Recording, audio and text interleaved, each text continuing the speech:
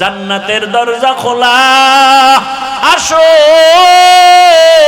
ওই চার নারীকে ডাকবে, এর মধ্যে একজন হলেন আম্মা জান খাদিজা রাদিয়াল্লাহু আনহা, আর একজন নবীর কলিজা ফাতেমা রাদিয়াল্লাহু আনহা। এইভাবে আল্লাহ ডাকবেন। আল্লাহ আসিয়ারও ডাকার ব্যবস্থা করবেন। ও পর্দার আড়ালের মা, ইমানদার হইছে মুসিবতে পড়ে না, এটা কোনো ইতিহাস নাই। ইমানদারের জন্যই পরীক্ষা, মুসিবত। ও আল্লাহর বান্দারা, এখনো সময় আছে, তওবা করে নেন। মনে মনে আমার আল্লাহকে বলেন, হে আল্লাহ, জীবনে তো গুনাহ কম করি নাই, আমার গুনার খবর আমার মা বাবা ভাই বোন আপন কেউ জানে না। যদি জানতো কেউ মোহাব্বতে নজর দিত না। ও আল্লাহ, আপনি জানেন। এরপরও রাগ করিয়া খানা বন্ধ করেন নাই, বাতাস বন্ধ করেন নাই, পানি বন্ধ করেন নাই। ও আল্লাহ, বরং আপনি আমাকে তওবার দরজা দিয়া ডাকতেছেন। ও আল্লাহ, আজকে তওবা করে নিলাম, আর গুনাহ করব না, নামাজ ছাড়ব না, দাড়ি কাটব না, বেপরদায় চলব না। নবীজির আদর্শ মেনে, মা বাবার দোয়া নিয়া, শিক্ষকের দোয়া নিয়া, উলামায়ে কেরামের পরামর্শ নিয়ে চলব। यहाँ हम सब मुसाफिर दिल ना लगा, अहले दिल की नजर से रूह करता जा,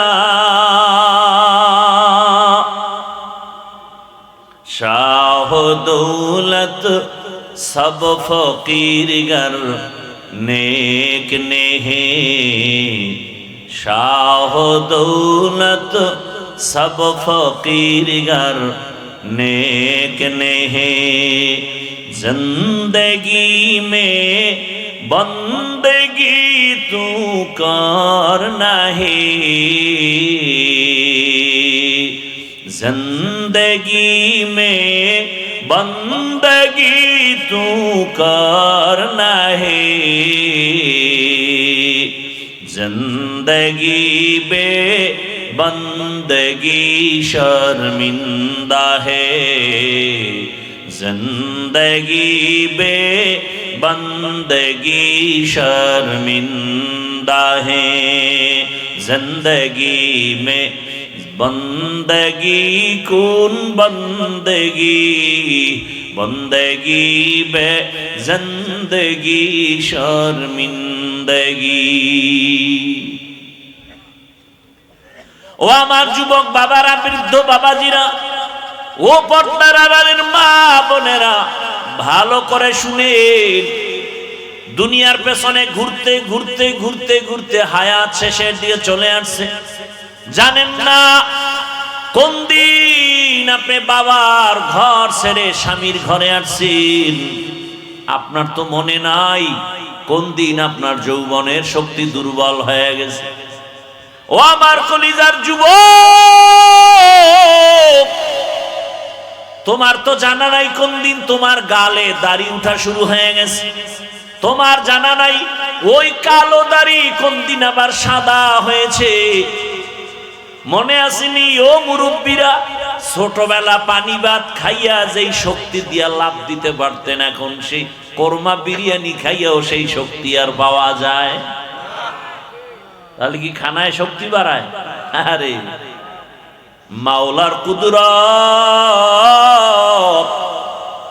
একই পাতিলায় রান্না করে আমার মা রাঁধুনি, ভাত আর তরকারি একই মশলা, একই আগুনে রান্না হয়, একই টেবিলে আমরা খাই। আব্বা আম্মা ভাই বোন আমরা একসাথে একই খানা খাইতেছি। আমার আব্বা আম্মা প্রতিদিন হয় দুর্বল, আর আমরা সন্তানেরা হই সবল। আল্লাহরে চিনেননি? একই তরকারি, একই মশলা, একই মা রান্নলো, মাও খায় বাবাও খায়, তারা হয় কি? দুর্বল। আর আমরা সন্তানরা একই খানা, পাওয়ার খানায়। বলেন, গাভীর দুধ পান করলে 10টা উপকারের কথা কিতাবে আছে। নবী ও হাদিসে বলছেন তোমরা বেশি বেশি গাভীর দুধ পান করো। গাভীর বকরির দুধ পান করো, কিন্তু গরুর গোশত তুলনামূলক কম খাইও। দুধের মধ্যে ফায়দা। এখন যার পেট খারাপ তারে যদি গাভীর দুধ দেন, ভিটামিন কাজ করবে নি, না রিয়াকশন হবে? কুদরত আমার মাওলার, আমার আল্লাহ শক্তি বাড়ায়া দেয়, যৌবন দেন, আবার আল্লাহ নিয়ে যান। ও আল্লাহর বান্দারা, দুনিয়ার পেছনে ঘুরতে ঘুরতে জীবনের শেষ, এখনো কি শখ মিটে না রে যুবক? মনের শখ লাগছে, শখ পূরণ করতে পার্কে গেছো মজা দেখতে, বাবা তোমার এখনো কি শখ পূরণ হয় নাই? মনে শখ লাগছে সারা রাত মোবাইলে আড্ডা দিবা, এখনো কি তোমার শখ পূরণ হয় নাই? তোমার মনে শখ আছে তুমি এখন সিনেমা হলে যাইবা, বাবা গেছো, এখনো কি শখ পূরণ হয় নাই? আর কতদিন পার্কে পার্কে ঘুরলে তোমার শখ পূরণ হবে? আর কতদিন সারা রাত মোবাইল চালাইয়া গুনাহ করলে শখ পূরণ হবে?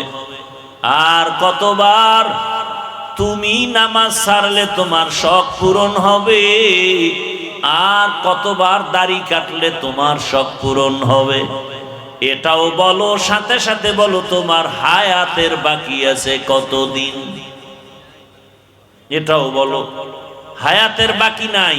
ইদানিং কালে বেশিরভাগ দেখি যুবকের লাশ, গাড়ির নিচে যুবকের লাশ, পানির ভেতরে যুবকের লাশ, ঘুমের বিছানায় যুবকের লাশ। বাবা কয়দিন আর দুনিয়ায় বাঁচবা? আমি বলি না তুমি আজকে মাদ্রাসায় যাও, স্কুল কলেজ বাদ দাও, তুমি আমার মতো হুজুর হও, একবারও বলি না। বরং আমি বলি, ও যুবক বাবা, স্কুলে পড়ো, কলেজে পড়ো, চাকরি করো, ব্যবসা করো, তবে তুমি ওখানে থাকিয়া জান্নাতের রাস্তাটা ক্লিয়ার করো। ও যুবক বাবা, তোমার মতো যুবক স্কুল কলেজে পড়ে, নামাজ পড়ে নাই? বলো বাবা, তোমার কপাল কেন দুর্বল? তুমি কেন পারো না? তোমার মতো যুবক তাকায় দেখো, র্যাব, আর্মি, পুলিশ, বিডিআরের চাকরি করে, নামাজি আছে না নাই? তোমার বিবেকটাকে প্রশ্ন করো, তুমি কেন পারো না রে বাবা? তোমার মতো যুবক গাড়ি চালায়, ব্যবসা করে, chairman, member, OC, DC, SP, 5 ওয়াক্ত নামাজি আছে না নাই? তুমি কেন পারো না রে বাবা? মনে হয় গুনার কারণে আমার আল্লাহ বেজার। এখনো সময় আছে, তাড়াতাড়ি গুনার থেকে ফিরে যাও। মনটাকে শুধু এই একটা কথাই বুঝাও যে আমার হাফিজ ভাই তো আমাকে বড় হুজুর হতে বলে নাই, তো আমার মতো যুবক জেনারেল লাইনে থাকিয়া যদি চাকরি করে, নামাজ পড়ে, ব্যবসা করে, নামাজ পড়ে, শ্রমিকের কাজ করে, নামাজ পড়ে, আমি কেন পারবো না? আমার মতো যুবক যদি র্যাব, আর্মি, পুলিশ, বিডিআরের চাকরি করে, নামাজ পড়ে, আমি কেন পারি না? আমার মতো যুবক যদি নদীর মধ্যে মাছ ধরে, নামাজ পড়ে, আমি কেন পারি না? আমার মতো যুবক যদি কৃষি কাজ করে, নামাজ পড়ে, আমি কেন পারবো না? আমার উপরে বুঝি আল্লাহ বেজার হয়ে গেল। এখনো সময় আছে, 3 জায়গা থেকে দোয়া নিয়ে সামনে আগাও। আল্লাহর কসম, ওই 3 জায়গায় বেয়াদবি করলে তোমার জিন্দেগি মরার আগে ধ্বংস হয়ে যাবে। এক জায়গা মা বাবা, দ্বিতীয় জায়গা শিক্ষক, তৃতীয় জায়গা হলো উলামায়ে কেরাম। এই 3 জায়গা থেকে দোয়া নাও। মা বাবার সাথে যদি বেয়াদবি করে ফেলো, আর মা বাবা যদি কষ্ট পেয়ে নিঃশ্বাস ফেলে, মরণের আগে ধ্বংস শুরু হয়ে যাবে। শিক্ষকের সাথে যদি বেয়াদবি করো, আর যদি সে কষ্ট পায়, নিঃশ্বাস দেয়, তোমার জীবন মরণের আগে ধ্বংস শুরু হয়ে যাবে। উলামায়ে কেরাম তোমার হাতে পায়ে ধরিয়াও বুঝায়, একটা গালিও দেয় না, তোমার বিরুদ্ধে কিছু বলেও না, বুঝায় বাবা নামাজ পড়ো, মা বাবার খেদমত করো, সবার সাথে ভালো আচরণ করো, দেখা হলে সালাম দাও, কাউকে গালি দিও না, কারো গীবত করিও না, কারো বিরোধিতা করিও না, কারো বদনাম পেছনে বলিও না, হালাল ভাবে ব্যবসা করো, কাস্টমারের সাথে ভালো আচরণ করো, মিথ্যা কথা বলিও না। এই উলামায়ে কেরাম এতটা মেহনত করার পরেও যদি বেয়াদবি করো, আর কেউ যদি নিঃশ্বাস ফেলে দেয়, তোমার জীবনটা ধ্বংস হবে মরণের আগেই। এই 3 জায়গার থেকে দোয়া নিয়ে চেষ্টা করো আগানোর। মা বাবার দোয়া, চোখের পানি ছাড়া আল্লাহর কসম জীবনে সফলতা আসবে না। মা বাবার দোয়া আর চোখের পানি ছাড়া কোনো সন্তানের জীবন সফল হবে না। তুমি ডাক্তার হও, ইঞ্জিনিয়ার হও, প্রফেসর হও, তুমি একজন সাংবাদিক হও, তুমি ওসিডিসিএসপি হও, তবে খবরদার এই 3 জায়গার বেয়াদবি তুমি করিও না। ডাক্তার তাসলিমা শুধুমাত্র বেয়াদবি করার কারণে ডাক্তার হইয়াও এ দেশ থেকে এমন পালান পালাইল, লাশটাও এ জমিনে আসবে কিনা কোনো গ্যারান্টি নাই। অথচ ভালো ডাক্তার, এমবিবিএস ডাক্তার শুধু বেয়াদবি করে ধ্বংস হয়ে গেল। এই রকম এক একটা উদাহরণ দিলে অনেক সময়। আল্লাহ হেদায়াত না দিলে কোনো বয়ান দিয়েও লাভ নাই। আল্লাহ যারে হেদায়াত দিবে এক কথায় তার অন্তর সোজা হয়ে যাবে।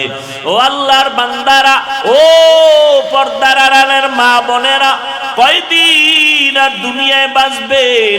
আম্মা জান, এই এলাকায় ঘুরিয়া দেখেন, আপনার মতো বহু মা বহু বোন এখনো আছে, নামাজ ছাড়ে না, বেপর্দায় চলে না, স্বামীর মাল খেয়ানত করে না, সন্তানটাকে আদর্শওয়ালা বানানোর মেহনত করে। ও আম্মা জানেরা, আপনারা কেন পারেন না? কয়দিন আর বেপর্দায় চলবেন?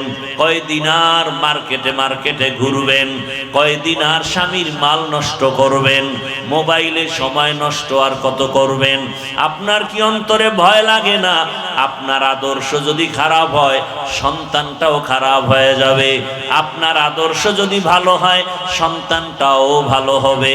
ও আম্মা জান, এই দুনিয়ায় যত ভালো ভালো সন্তান আসছে, সব ভালো মায়ের কারণে। এসপি সাহেবের ব্যবহার ভালো, ওসি সাহেবের ব্যবহার ভালো, ডিসি সাহেব বড় ভালো মানুষ, খোঁজ নিয়ে দেখবেন এই ভালোর পেছনে তার মায়ের অবদান। ঠিক কিনা? মায়ের অবদান।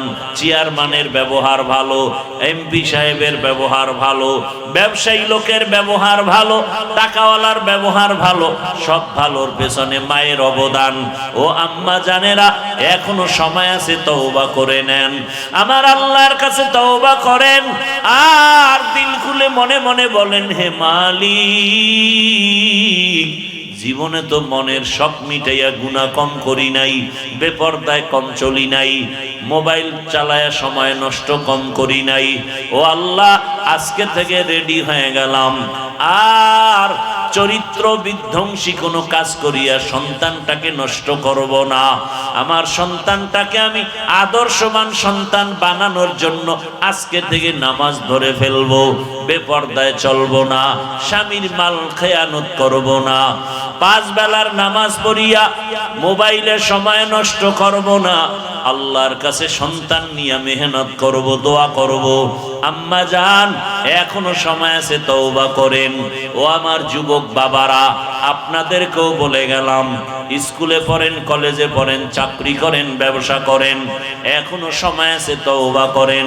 মনে মনে আমার আল্লাহকে বলতে থাকেন, হে আল্লাহ, আমার মতো যুবক যদি জেনারেল লাইনে থাকিয়া নামাজ পড়ে, চাকরি করে, ব্যবসা করে, আমি ভুল করেছি, জীবনে তো গুনাহ কম করি নাই, হাতের গুনাহ, চোখের গুনাহ, অন্তরের গুনাহ, জবানের গুনাহ, আজকে থেকে তওবা করে নিলাম, আর নামাজ ছাড়ব না, বেপরদায় চলব না, মা বাবার সাথে বেয়াদবি করব না, ওলামায়ে কেরামের দোয়া নিয়া, শিক্ষকের দোয়া নিয়া, নবীজির আদর্শ মানিয়া চলবো। ও আল্লাহ, তুমি আমার তওবা কবুল করে নাও। ও দুনিয়ার মানুষ, মা বোনেরা, ও বৃদ্ধ বাবাজি, আপনার মতো কত বুড়ারা লাঠি হাতে নিয়ে মসজিদে গিয়ে এখনো 5 বেলার নামাজ আদায় করে, আপনারা কেন পারেন না? এই দুনিয়াতে আল্লাহর বড় দুশমন ফেরাউন, জানেননি ফেরাউনের স্ত্রীর নাম কি? আসিয়া। আল্লাহর কাছে আসিয়ার এত মূল্য, কিয়ামতের ময়দানে নবী বলেন জান্নাতে আমি আসিয়ার সাথে আমি মুহাম্মদের সাথে বিয়া হয়ে যাবে। এত বড় বেঈমান ফেরাউনের ঘরে আসিয়া থাকিয়া কেমন ভাবে আল্লাহকে আপন বানায় নিলেন। যেই আসিয়ার জবানে ফেরাউন একদিন অগোচরে শুনে ফেললো আসিয়ার জবানে আল্লাহর জিকিরের আওয়াজ। ফেরাউন ডাক দিয়া, কে আসিয়া, কার নাম নিলা? বলে আমার রবের নাম। ফেরাউন বলে আমি তো মিশরের রব। বলে না, আমি তোমাকে রব মানি না। বলো কি? আমি তো রব। বলে না, তোমারে যিনি বানাইছেন তিনি আমার রব। ফেরাউন বুঝাবার চেষ্টা করলো। আসিয়া বলে সম্ভব না, আমার মালিকের ভুলতে পারবো না। আরে বলে গোপনে আমারে খোদা স্বীকার করো। আসিয়া ডাক দিয়া কই, রে ফেরাউন, মিশরের মানুষ উল্টা পাল্টা করে, তোমার অগোচরে তুমি দেখো না, কিন্তু আমার মাওলা এমন দয়ার মালিক, আমার আল্লাহকে ফাঁকি দিয়া গোপনে কোনো অন্যায় করা যাবে না। আমি আমার আল্লাহকে আপন বানায় নিলাম, ওই আল্লাহর বিরোধিতায় আমি যেতে পারবো না। যে রব আমার হায়াতের মালিক, যেই রব আমার মউত দেওয়ার মালিক। ফেরাউন দেখে সোজা কথায় হয় না। এবার আসিয়াকে ভয় দেখানো শুরু করলো, তোমারে ঘুমাইতে দেওয়া হবে না, আসিয়ার বিছানা আলাদা করে দাও, খানা বন্ধ করে দাও। এবার কষ্ট শুরু। এত কষ্টের পরেও আসিয়া আমার আল্লাহকে ভুলে নাই। সর্বশেষ ফেরাউন সিদ্ধান্ত নিল মানুষের সামনে আসিয়াকে শুলিবিদ্ধ করে ফাঁসি দিয়া মারা হবে। ঘোষণা হয়ে গেল। দেশের হাজারো মানুষ দেখার জন্য মিশরের ময়দানে হাজির। আসিয়ার ফাঁসি হবে ফেরাউনের স্ত্রী। ফেরাউনকে খোদা না মানার কারণে যখন আসিয়াকে শুলির মঞ্চে নেওয়া হয়, আসিয়া চোখের পানি ছেড়ে কাঁদে। হঠাৎ করে তাকায় দেখে রাস্তা দিয়া জমানার নবী মুসা হেঁটে হেঁটে যায়। আসিয়া চোখের পানি ছেড়ে বলেন, ও নবী, জানেননি আমি আসিয়ার কি হালাত? মুসা নবী বলে, হ্যাঁ জানি, তোমার ফাঁসি হবে শুনেছি। বলে আপনার কাছে কোনো দুঃখ নাই, আপনি আমার জন্য দোয়া করবেন। আর একটা কথা বলেন, আমার এই মুহূর্তে আমার আল্লাহ আমার উপরে কেমন অবস্থায় আছেন? আল্লাহর নবী বলেন, ও আসিয়া, আমার আল্লাহ এই মুহূর্তে তোমার উপরে খুশি। ও পর্দার আড়ালের আম্মা জানেরা, এত বড় ক্ষমতাওয়ালা, টাকাওয়ালা, এত বড় পাওয়ারওয়ালা ফেরাউনের লাথি দিয়া একজন নারী আমার আল্লাহর মোহাব্বত ইমানের পাওয়ারে বলিয়ান হইয়া আমার আল্লাহর কাছে বান্দিয়া তো দামি হয়ে গেল। জীবন দেওয়ার জন্য রেডি, তারপরও ইমান ছাড়তে রেডি হয় নাই। ও আম্মা জানেরা, এখনো সময় আছে আসিয়ার মতো আল্লাহর উপরে তওবা করেন, যে মরিয়া গেলে জীবনে হাতের দ্বারা গুনাহ করব না, যারা গুনাহ করে তাদেরকেও সাপোর্ট করব না ইনশাআল্লাহ। যা আমি নামাজ ছাড়ব না, যারা নামাজ ছাড়ে তাদের সাপোর্টও করব না।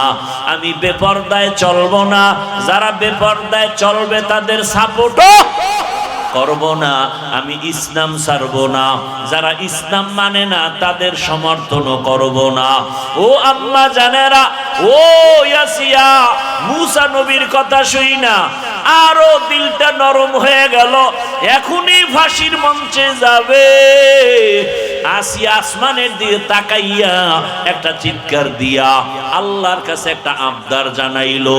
ক্বালাত রব্বি বিনিলি ইনদাকা বাইতান ফিল জান্নাহ। কোরআনের আয়াত। আল্লাহর কাছে কান্না করে বলে, হে মালিক, তুমি জানো দুনিয়াতে এত ক্ষমতা, টাকা, কিন্তু আমি আসি এত বড় ফেরাউন ক্ষমতাওয়ালার ঘরে থাকিয়া আমারে ঘুমানোর বিছানাও দেয় নাই। এত বড় পাওয়ারওয়ালা রাজার ঘরে থাকিয়া আমারে খানায় কষ্ট দিয়েছে, থাকার জায়গা দেয় নাই। বিদায় বেলা মালিক, তোমার কাছে আমার একটা আবদার, জান্নাতে তোমার পাশে একটা আমার জন্য ঘর বানাইয়া দিও। আসিয়া দোয়া করা মাত্র এইবার মোনাজাত শেষ করিয়া ফাঁসির মঞ্চে যাবে, আসিয়ার কান্না শেষ, হাসিতে হাসতে হাসতে যাচ্ছে। ফেরাউন কয়, আসিয়া এতক্ষণ কান্না করলা, এখন কেন হাসো? আসিয়া কয়, ও বেঈমান ফেরাউন, তুমি জানো না আমার মালিক আমাকে নেওয়ার জন্য, আমার রূহটা নেওয়ার জন্য ফেরেশতা পাঠাইছে। আমি দেখতেছি আসমানে হাজারো লাখো ফেরেশতারা আমার রূহ জান্নাতে নেওয়ার জন্য অপেক্ষায় আছে। আর আমার মাওলা এমন এক জান্নাত আমার জন্য বানাইছেন, ওই জান্নাতের ছবিও আমি দেখতেছি। এই কারণে আমি খুশিতে হাসতেছি। তাড়াতাড়ি আমাকে ফাঁসি দাও, আমি আমার রবের মোলাকাতে চলে যাব। আসিয়া হাসতে হাসতে কালেমা পড়িয়া এরপরে দুনিয়া থেকে বিদায় হয়ে গেল। নবী বলেন, আসিয়ার এত দাম, হাসরের ময়দানে জান্নাতের 8টা দরজা খোলা হবে। 4 জন নারীকে সব জান্নাতের দরজা দিয়া দারওয়ান ফেরেশতারা ডাকবে, তোমাদের হিসাব নাই, আসো জান্নাতের দরজা খোলা, আসো। ওই 4 নারীকে ডাকবে, এর মধ্যে একজন হলেন আম্মা জান খাদিজা রাদিয়াল্লাহু আনহা, আর একজন নবীর কলিজা ফাতেমা রাদিয়াল্লাহু আনহা। এইভাবে আল্লাহ ডাকবেন। আল্লাহ আসিয়ারও ডাকার ব্যবস্থা করবেন। ও পর্দার আড়ালের মা, ইমানদার হইছে মুসিবতে পড়ে না, এটা কোনো ইতিহাস নাই। ইমানদারের জন্যই পরীক্ষা, মুসিবত। ও আল্লাহর বান্দারা, এখনো সময় আছে, তওবা করে নেন। মনে মনে আমার আল্লাহকে বলেন, হে আল্লাহ, জীবনে তো গুনাহ কম করি নাই, আমার গুনার খবর আমার মা বাবা ভাই বোন আপন কেউ জানে না। যদি জানতো কেউ মোহাব্বতে নজর দিত না। ও আল্লাহ, আপনি জানেন। এরপরও রাগ করিয়া খানা বন্ধ করেন নাই, বাতাস বন্ধ করেন নাই, পানি বন্ধ করেন নাই। ও আল্লাহ, বরং আপনি আমাকে তওবার দরজা দিয়া ডাকতেছেন। ও আল্লাহ, আজকে তওবা করে নিলাম, আর গুনাহ করব না, নামাজ ছাড়ব না, দাড়ি কাটবো না, বেপরদায় চলবো না। নবীজির আদর্শ মেনে, মা বাবার দোয়া নিয়া, শিক্ষকের দোয়া নিয়া, উলামায়ে কেরামের পরামর্শ নিয়ে চলবো। তওবা করার মতো যদি নিয়ত হয়, খাঁটি তওবার নিয়ত যাদের আছে, দুটো হাত আল্লাহকে দেখাইয়া দাও। আয় আল্লাহ, হাতগুলো কবুল করে নেন, তওবা কবুল করে নেন। তওবার উপরে মজবুত হইয়া চলার মতো তৌফিক দান করেন, আমিন।